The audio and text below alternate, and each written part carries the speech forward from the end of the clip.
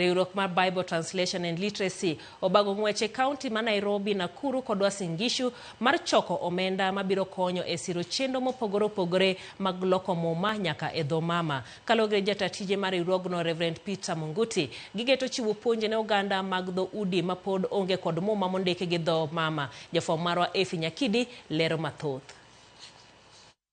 Ne en ng'wech ma choko omenda motisi kaka Run for the Bibleless manobagi kod riwruok ma Bible Translation and Literacy e boma ma Lang'ata, buore Nairobi.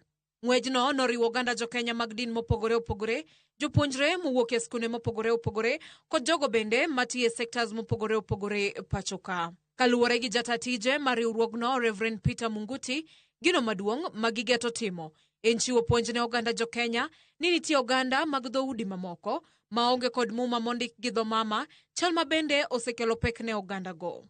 We still have communities in this country and around us whose language is not yet in a written form. They do not have any single text in their language. They need the scriptures in the language that speaks to their hearts. When we present the scriptures in a language that goes to the heart of the readers, in those smaller language groups, they can read for themselves and encounter God as he has revealed himself in the scriptures.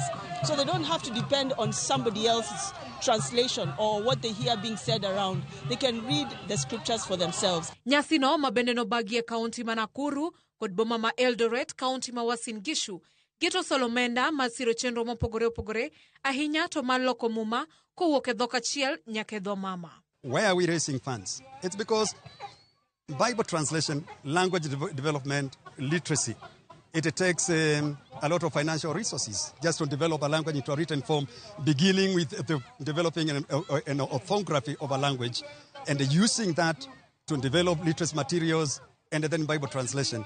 And for us who come from major communities, that story is not foreign to us because there are those who came to us. They developed our languages. Ng'wejno bende igeno ni chiwo thuolo ne jopuonjre mar somo paro gi jowetegi e wi weche mopogore opogore manyalo konyo kendo bero dongruok margi. The people like the ones that you see today, an opportunity to participate in the world of missions. These children need to grow knowing that they can be able to impact someone else.